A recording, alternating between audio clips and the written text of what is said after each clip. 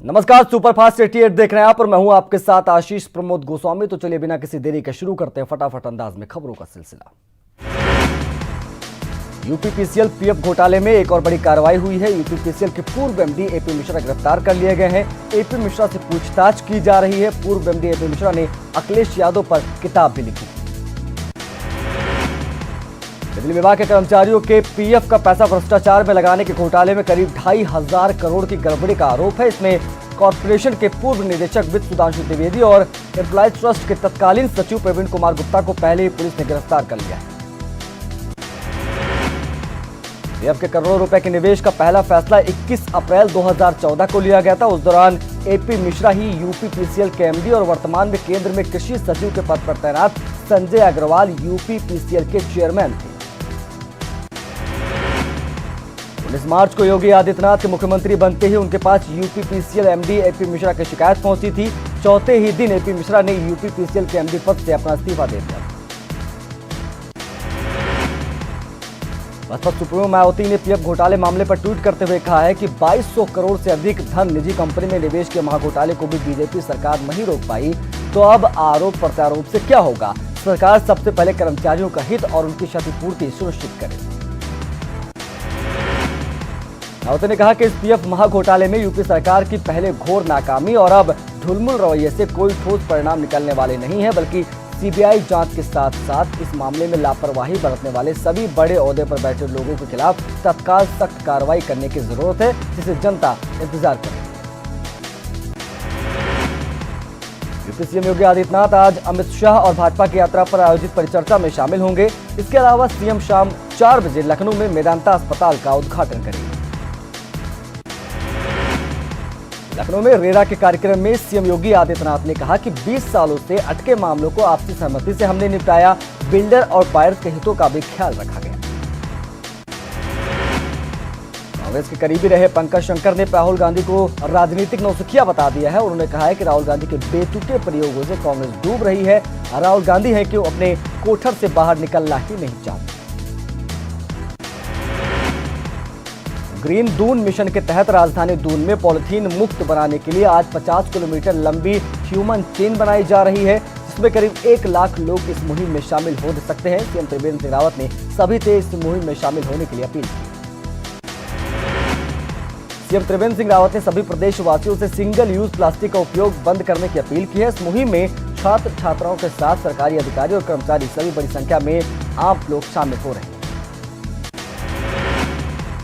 Polythene मुक्त करने को लेकर मानव श्रृंखला मियांवाला चौक से शुरू हुई, जो आराधर से सर्वे चौक, दिलाराम, जाखन, घंटाघर होते हुए बल्लूपुर, बल्लीवाला और चौक, जीएमएस रोड, निरंजनपुर मंडी से दर्शनलाल चौक होते हुए अंतिम में नगर निगम में जाकर समाप्त होगी, जिसके लिए शहर को 9 जोनों में बांटा गया है। इस दौरान पूरे इलाके में गाड़ियों के रूट भी डायवर्ट किए गए। सूत्रों की माने तो उत्तराखंड में कांग्रेस प्रदेश अध्यक्ष और नेता प्रतिपक्ष को बदलने की चर्चा जोरों पर है। अल्मोड़ा दौरे पर आए कांग्रेस के रानीखेत से विधायक करण माहरा का कहना है कि पार्टी हित में जो भी ठीक होगा वो किया जाएगा, हाईकमान उससे करेगी और सभी को निर्णय मान्य होगा। पिथौरागढ़ उपचुनाव में कांग्रेस महिला प्रत्याशी उतार सकती है। सूत्रों के मुताबिक बीजेपी प्रत्याशी चंद्रा पंत से मुकाबले के लिए अंजू लुंठी को मैदान में उतारा जा सकता है। कल हुई कांग्रेस की हाई लेवल बैठक में अंजू लुंठी के नाम पर करीब सहमति बन गई है और उनके नाम का औपचारिक ऐलान आज हो सकता है। पिथौरागढ़ जिला पंचायत की निर्विरोध अध्यक्ष बनी दीपिका बोरा का कहना है कि जिला पंचायत को सीधे ग्राम पंचायत से जोड़ा जाएगा। साथ ही दीपिका ने कहा कि उनकी प्राथमिकता है कि जिला पंचायत की जो भी परिसंपत्तियां हैं उनका हर कीमत पर संरक्षण किया जाए, ताकि जिला पंचायत आर्थिक रूप से मजबूत बने। साथ ही उन्होंने कहा कि गुणवत्ता के साथ विकास कार्य उनकी प्राथमिकताओं में शामिल है। भाजपा और कांग्रेस दोनों ही चमोली में जिला पंचायत अध्यक्ष बनाने को लेकर अपनी जीत का दावा कर रहे हैं, लेकिन दोनों का गणित पिंडर घाटी से जीत कर आए सदस्यों पर ही टिक गया है। वहीं पिंडर घाटी में जीत कर आए सदस्यों ने अध्यक्ष पद से पहले ही उपाध्यक्ष पद पर अपना निर्विरोध जीत दर्ज कर दोनों दलों के लिए जता दिया था। उसके बाद बिना जिले की सरकार बनने संभव है। कुमाऊं विश्वविद्यालय का 16वें दीक्षांत समारोह प्रधानमंत्री के निमंत्रण स्वीकार करने के इंतजार में अटका हुआ है। नवंबर में प्रस्तावित इस दीक्षांत समारोह के लिए अभी प्रधानमंत्री कार्यालय से कोई जवाब मिलने के कारण अब विश्वविद्यालय दीक्षांत समारोह की तारीख बदलने की तैयारी में है। कांग्रेस ने निबंधक सहकारी समिति के कार्यालय को अल्मोड़ा से दून ले जाने पर विरोध जताया है। कांग्रेस ने आरोप लगाया है कि भाजपा सरकार पहाड़ विरोधी सरकार है और वो पहाड़ से सभी कार्यालयों को मैदान में ले जाना चाहती है। वहीं अयोध्या मामले पर विनय कटियार ने बड़ा बयान दिया है। उन्होंने कहा है कि राम मंदिर मेरा हट है, फैसले के बाद कसूरा माशी की बारी है। अखिल भारतीय अखाड़ा परिषद के अध्यक्ष महंत नरेंद्र गिरी का बयान सामने आया है। नरेंद्र गिरी ने कहा है कि मेरा ऐसा मानना है कि अयोध्या विवाद का फैसला राम मंदिर के पक्ष में ही आएगा, लेकिन मंदिर के पक्ष में फैसला आने के बाद देश में अमन, चैन और सांप्रदायिकता माहौल न बिगड़े, इसके लिए महंत नरेंद्र गिरी ने देशवासियों से अपील भी की। शिया वक्फ बोर्ड ने अपने अधीन आने वाले सभी मस्जिदों, दरगाहों के प्रबंधकों से अनुरोध किया है कि राम जन्मभूमि से संबंधित कोई भी संदेश न दिया जाए। कांग्रेस नेता पीएल पुनिया ने विनय कटियार के राम मंदिर पर बयान पर पलटवार किया। उन्होंने कहा है कि कुछ लोग नेतागिरी चमकाने के लिए बयान देते रहते हैं। उन्नाव में गंगा महोत्सव कार्यक्रम में पहुंचे कैबिनेट मंत्री डॉक्टर महेंद्र सिंह ने राम मंदिर को लेकर पूछे गए सवाल पर कहा कि पूरा देश चाहता है कि अयोध्या में राम मंदिर बने, लेकिन फैसला कोर्ट को करना है। अयोध्या में कारीगर की मौत हो जाने के चलते राम मंदिर कार्यशाला का काम 2 महीने में रुका हुआ है। 1990 से एक ही कारीगर पत्थर तराशने का काम कर रहा है।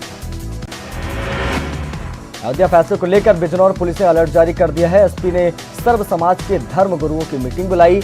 अति संवेदनशील इलाकों में ड्रोन कैमरों से निगरानी की जाएगी। 5 सीओ की देखरेख में ड्रोन कैमरे से निगरानी होगी। साथ ही सोशल मीडिया पर आपत्तिजनक पोस्ट को लेकर कई अफसर रखेंगे नजर। सोशल मीडिया पर आपत्तिजनक पोस्ट करने वालों पर पुलिस कार्रवाई भी करेगी।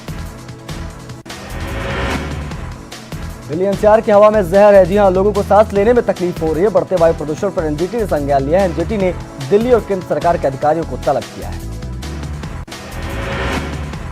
वकीलों के साथ हुए टकराव के बाद आज दिल्ली पुलिस के जवान प्रदर्शन कर रहे हैं। जवान अपने अफसरों से वकीलों के खिलाफ कड़ा एक्शन लेने की मांग कर रहे हैं। दिल्ली पुलिस के जवानों ने अपने हाथों में पोस्टर लिए और जिन पर जोश लो है वो लिखा हुआ है। नोएडा में तेज हवाओं के चलते प्रदूषण में कमी आई है। नोएडा में एयर क्वालिटी इंडेक्स में मामूली गिरावट आई है। नोएडा में आज एयर क्वालिटी इंडेक्स 394 दर्ज किया गया। लखनऊ में भी जहरीली हवा का प्रकोप बढ़ गया है। स्मॉग ने पूरी राजधानी को अपनी चादर में लपेट लिया है। गोमती नगर, शहादतगंज, अमीनाबाद में पॉल्यूशन लेवल बढ़ चुका है। कानपुर में जिलाधिकारी विजय विश्वास पंत ने सभी विभागों को सख्त निर्देश जारी किया है। उन्होंने नगर निगम से शहर के चारों तरफ पानी का छिड़काव करने के आदेश दिए। इसके साथ ही स्वास्थ्य व्यवस्थाओं को भी चुस्त दुरुस्त करने के आदेश दिए। दिल्ली समेत कई इलाकों में प्रदूषण में जहर फैल रहा है, तो वहीं पहाड़ पर मौसम लोगों की सेहत के लिए खुशगवार बना हुआ है। दिल्ली के प्रदूषण से बचाने के लिए लोग पहाड़ आ रहे हैं। वहीं ऑफ सीजन में पर्यटकों की भीड़ से हिल स्टेशन गुलजार है। नैनीताल में पर्यटकों की संख्या में अचानक इजाफा हो गया है। वहीं पर्यटन से जुड़े कारोबारी भी खुश नजर आ रहे हैं। एक तरफ जहां प्रदूषण से दिल्ली समेत कई राज्य जूझ रहे हैं, वहीं केरल के कोच्चि निवासी 47 वर्षीय क्रिस्टी रोड्रिग्स पर्यावरण बचाव के संदेश के साथ लोगों को जागरूक करने की कोशिश कर रहे हैं। सितंबर में अपनी बाइक पर अकेले घर से निकले क्रिस्टी अब तक 18 राज्यों का 9,500 किलोमीटर का सफर तय कर चुके हैं। नेपाल, भूटान और म्यांमार तक का लगभग 30,000 किलोमीटर का सफर जनवरी 2020 में केरल लौटकर वो पूरा करेंगे। पर्यावरण संरक्षण संवर्धन के उद्देश्य को लेकर यात्रा पर निकले क्रिस्टी रोड्रिग्स प्रचार सामग्री के माध्यम से भी लोगों को जागरूक करने का प्रयास कर रहे हैं। इंसान तो इंसान, अब भगवान भी वायु प्रदूषण को मार कर खुद को नहीं बचा पा रहे। वाराणसी में वायु प्रदूषण से बचाने के लिए भक्तों ने भोलेनाथ सहित अन्य देवी देवताओं को मास्क पहना दिया है, ताकि दूषित वायु के चपेट में आने से भगवान की तबीयत खराब ना हो जाए। प्रयागराज के दुमनगंज थाना क्षेत्र में बदमाशों ने महिला को गोली मार दी। महिला को गंभीर हालत में अस्पताल में भर्ती कराया गया। आपको बता दें कि महिला के पति अतीक अहमद के कई मामलों में गवाह था, जिसकी वजह से अतीक के गुर्गों पर हमले का शक जताया जा रहा है। मुजफ्फरनगर में एक करीब 60 साल पुराना पुल अचानक गिर गया। पुल गिरने की भयावह तस्वीरें सामने आई। देखिए कि कैसे कुछ ही सेकंड्स में ये पुल जमींदोज हो गया। गनीमत रही कि पुल आवागमन के लिए इस्तेमाल नहीं हो रहा था। मथुरा में मांट में जमीन से कब्जा मुक्त कराने के दौरान जमकर बवाल देखने को मिला। पुलिस के मौजूदगी में दोनों पक्ष एक दूसरे से टूट पड़े, उन पर भिड़ गए। इस दौरान एक युवक मासूम बच्चे को उठाकर पटकने लगा। किसी तरह से बीच बचाव कर पुलिस ने मासूम को बचाया और शांति भंग में 3 लोगों को जेल भी भेजा। गोंडा में तेज रफ्तार का कहर देखने को मिल रहा है, जहां 2 बसों की टक्कर में 35 यात्री जख्मी हो गए। बस में सवार गुजराती यात्री अयोध्या से खपिया जा रहे थे। घायल यात्रियों को इलाज के लिए अस्पताल में भर्ती कराया गया है। उन्नाव के फतेहपुर 84 इलाके में 2 बाइकों की आमने सामने से भिड़ंत हो गई, जिसमें एक बाइक सवार की मौके पर ही मौत हो गई, वहीं 2 अन्य लोग गंभीर रूप से जख्मी हो गए। लखीमपुर खीरी के मितौली थाना क्षेत्र में तेज रफ्तार कार बाइक को बचाने के चक्कर में पेड़ से जा टकराई। हादसे में कार सवार 2 लोगों की मौत हो गई, जबकि अन्य कई लोग गंभीर रूप से घायल हो गए। फिरोजाबाद में एक महिला की गोली मारकर हत्या कर दी गई। हत्या का आरोप महिला के पति पर लगा है। आरोप है कि पति दूसरी शादी करना चाहता, जिसकी वजह से उसने अपनी पत्नी को मौत के घाट उतार दिया। नोएडा के सलारपुर इलाके के रामलीला ग्राउंड में एक युवक का शव मिलने से हड़कंप मच गया। युवक के शव की पहचान मिटाने के लिए उसके चेहरे को पत्थर से बुरी तरह से कुचल दिया गया। फिलहाल युवक की पहचान नहीं हो सकी है।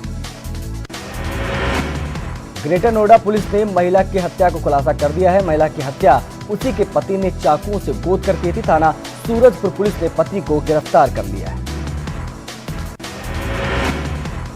बहराइच में एक दबंग भूमाफिया ने मंदिर की करोड़ों रुपए की जमीन कब्जाने को लेकर महंत पर हमला बोल दिया, जिसमें महंत का बायां पैर टूट गया। महंत को इलाज के लिए अस्पताल में भर्ती कराना पड़ा। हरदोई के कोतवाली देहात इलाके में एक महिला पर दबंगों ने पुलिस मुखबिरी के शक में हमला कर दिया, जिससे महिला के दोनों पैर टूट गए। महिला को इलाज के लिए जिला अस्पताल में भर्ती कराया गया। सोनभद्र में अध्यापक पर छेड़खानी के आरोप में आक्रोशित परिजनों ने स्कूल में हंगामा किया। पुलिस ने आरोपी अध्यापक को गिरफ्तार कर लिया है। मामला रॉबर्ट्सगंज का है।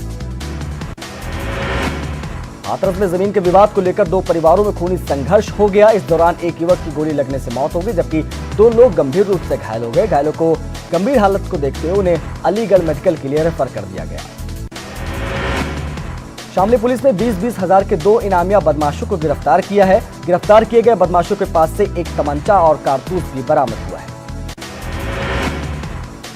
कुशीनगर में गन्ना किसानों का कहना है कि 2 सालों से गन्ने का समर्थन मूल्य नहीं बढ़ने से उनको वाजिब दाम नहीं मिल पा रहा, जिसकी वजह से गन्ने की बुआई में लागत बढ़ रही है। संभल में घर में आग लगने से 3 बाइक आग में जलकर खाक हो गई। जैसे तैसे आग पर काबू पाया गया। मामला मियां सराय इलाके का है। बहुचर्चित जवाहर हत्याकांड में करवरिया ब्रदर्स समेत 4 दोषियों को आजीवन कारावास की सजा सुनाई गई है। करवरिया बंधुओं ने अपने रिश्तेदारों के साथ मिलकर 1996 में सपा विधायक जवाहर पंडित की हत्या की। मेरठ के बेगमपुर स्थल पर चल रहे एक अवैध क्लिनिक पर पुलिस टीम ने छापेमारी की। छापेमारी में पुलिस को 20 से ज्यादा ऐसी दवाइयां मिली हैं जो पूरी तरीके से प्रतिबंधित हैं। फिलहाल दवाइयों के सैंपल को जब्त कर लिया गया है। इसके साथ ही क्लिनिक को नोटिस जारी किया गया है। मेरठ के आनंद अस्पताल के अंदर चल रहे मेडिकल स्टोर पर जीएसटी का छापा लगने से हड़कंप मच गया। छानबीन में पता चला है कि टैक्स चोरी के बाद पुरानी फर्म को बंद कर दिया गया था और अब नई फर्म के नाम पर मेडिकल स्टोर चलाया जा रहा था। बांदा में बिजली विभाग के कारनामे से परेशान किसान बिजली विभाग के चक्कर लगाने को मजबूर है। फसल में पानी लगाने के लिए किसान को समय से बिजली नहीं मिल पा रही, जिससे किसान परेशान है। बुलंदशहर में सड़क किनारे मामा भांजे के शवों के मिलने के बाद पुलिस हत्या और आत्महत्या के मामले में उलझ गई है। पुलिस ने संदेह के आधार पर मृतक सोनू के जीजा को हिरासत में ले लिया और पूछताछ कर रही है और जांच कर रही कार्रवाई करने का दावा भी पुलिस कर रही है। ललितपुर में 30 साल के युवक ने फांसी के फंदे पर झूलकर जान दे दी। पुलिस की माने तो घरेलू कलह के चलते आत्महत्या की गई। वहीं लोगों का कहना है कि युवक शराब पीने का आदी था और उसने नशे में ही फांसी लगा ली होगी।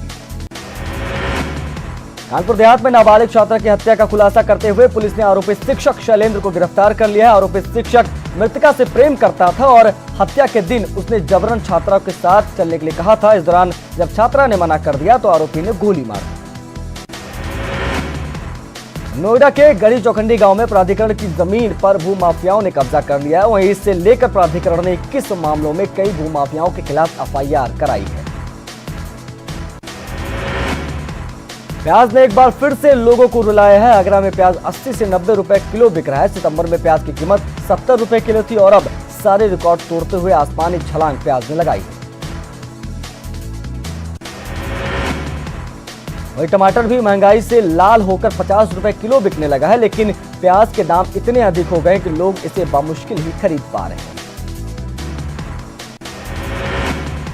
उत्तराखंड के कई नामचीन स्कूलों पर कार्रवाई की तैयारी कर रही शिक्षा विभाग ने 50 से ज्यादा स्कूलों को चिन्हित किया है। विभागों के नियमों की अनदेखी का आरोप लगा है। चंपावत जिले में पर्यटन को बढ़ावा देने के मकसद से एबट माउंट से बने रिजॉर्ट सफेद हाथी बनकर रह गए हैं। हिमालयन दर्शन के साथ बेहद खूबसूरत जगह पर कुमाऊं मंडल विकास निगम द्वारा बनाए गए ये 7 हट 4 साल पहले करोड़ों की लागत से बनकर तैयार हुए थे, लेकिन अब तक इनका उद्घाटन भी नहीं हुआ। उत्तरकाशी के डुंडा ब्लॉक के सीरी धौनतारी मोटर मार्ग पर इन दिनों मरम्मत का काम चल रहा है, जिसकी गुणवत्ता पर ग्रामीणों ने कई सवाल खड़े किए हैं। ग्रामीणों का कहना है कि जल्द घटिया कार्य रोका नहीं गया तो जिला प्रशासन के खिलाफ आंदोलन किया जाएगा। वहीं कार्यदायी संस्था पीएमजेएसवाई के अधिकारियों पर गंभीर सवाल खड़े हो रहे हैं। प्रयागराज में एक शिक्षिका ने सरकारी स्कूल में अपने निजी संसाधनों से प्राइमरी स्कूल को कॉन्वेंट स्कूल के बराबर लाकर खड़ा कर दिया है। महिला शिक्षिका ने न केवल स्कूलों के बच्चों के लिए अपनी तनख्वाह के संसाधन जुटाए हैं, बल्कि बच्चों को मोबाइल से ऑनलाइन एजुकेशन भी वो दे रही है। शिक्षिका ममता मिश्रा ने बच्चों को खेल खेल में गणित और विज्ञान समझाने में भी कामयाबी हासिल की है। ममता अपना यूट्यूब चैनल भी चलाती है, जिस पर बच्चों को पढ़ाते हुए अब तक उन्होंने 487 वीडियो अपलोड किए हैं। उनका यूट्यूब चैनल को 4,22,000 से ज्यादा सब्सक्राइबर हैं। उनके कार्यों से प्रभावित होकर देश के प्रधानमंत्री नरेंद्र मोदी ने भी उनकी सराहना की। आगरा की पुलिस ने सुरक्षा को कड़ी बनाने के लिए एक अहम कदम उठाया है। पुलिस ने 10 ऐसी वैन तैयार की है जिसमें कैमरे लगे हुए। दरअसल पेशी के दौरान या पेशी के बाद आते जाते वक्त बंदी के भाग जाने की कई घटनाएं हो चुकी हैं। इन्हीं सब घटनाओं को देखते हुए पुलिस ने वैन के अंदर कैमरे लगवा दिए हैं। पुलिस ने वैन के अंदर एक डिवाइस फिट किया जिसके आगे पीछे दोनों तरफ कैमरे हैं, जो ड्राइवर को केबिन और पीछे बैठे हुए बंदियों के वीडियो और ऑडियो रिकॉर्डिंग करेगा। साथ ही जीपीएस से लैस कैमरे से वैन की लोकेशन भी पता चलती रहेगी। वैन की सबसे खास बात यह रहेगी कि कैमरा पुलिस के आला अधिकारियों को मोबाइल से कनेक्ट होगा। पुलिस अधिकारी अभी भी कभी भी वैन के अंदर चल रही गतिविधियों को सुन और देख सकेंगे। इस तरह की 10 वैन में कैमरे लगाए गए। थाईलैंड की 3 दिनों की यात्रा के बाद पीएम मोदी स्वदेश लौट आए हैं। वहीं पीएम ने आखिरी दिन बैंकॉक में जापान के पीएम शिंजो आबे से मुलाकात की। दोनों के बीच द्विपक्षीय वार्ता हुई। भारत ने आरसीईपी में शामिल होने से इनकार कर दिया है। पीएम मोदी ने बैंकॉक में आरसीईपी समिट के दौरान इसका ऐलान किया। रीजनल कॉम्प्रिहेंसिव इकोनॉमिक पार्टनरशिप यानी आरसीईपी का देश भर में विरोध हो रहा था। पीएम ने कहा कि घरेलू उद्योगों के हित को लेकर कोई भी समझौता नहीं करूंगा। अयोध्या में 14 कोसी परिक्रमा एक बार फिर से शुरू हो गई है। पुलिस और प्रशासन ने सुरक्षा के कड़े बंदोबस्त किए हैं। ड्रोन कैमरों से भी निगरानी की जा रही है। वहीं आज से कार्तिक पूर्णिमा का मेला भी शुरू कर दिया गया है।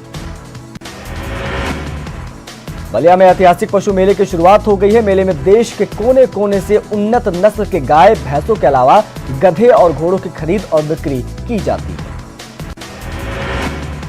मशहूर एक्टर आयुष्मान खुराना धर्मनगरी वाराणसी में गंगा आरती देखने पहुंचे। आयुष्मान खुराना ने यहां दशाश्वमेध घाट पर होने वाली गंगा आरती में शिरकत की और पूरे विधि विधान के साथ पूजा करते नजर आए। उड़ीसा के भुवनेश्वर में 22 दिव्यांग लोगों ने एक मंच पर अपनी प्रस्तुति दी। ये दिव्यांग एक साथ जल्द ही एक उड़िया फिल्म में काम करने वाले हैं।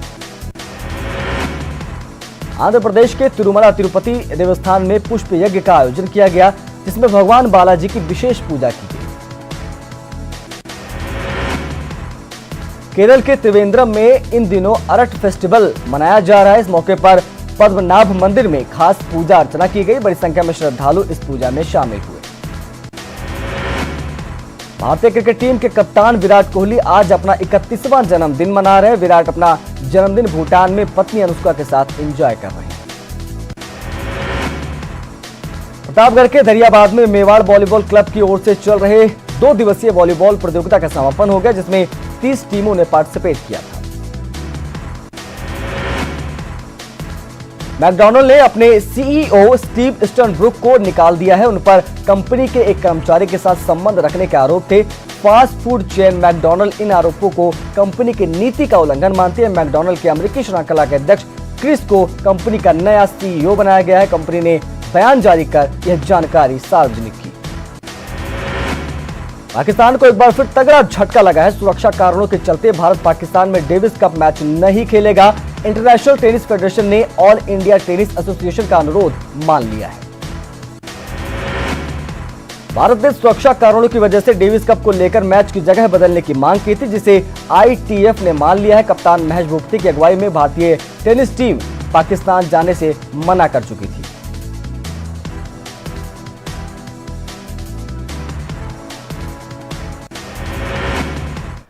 दिल्ली की 30 हजारी कोर्ट के बाहर पुलिस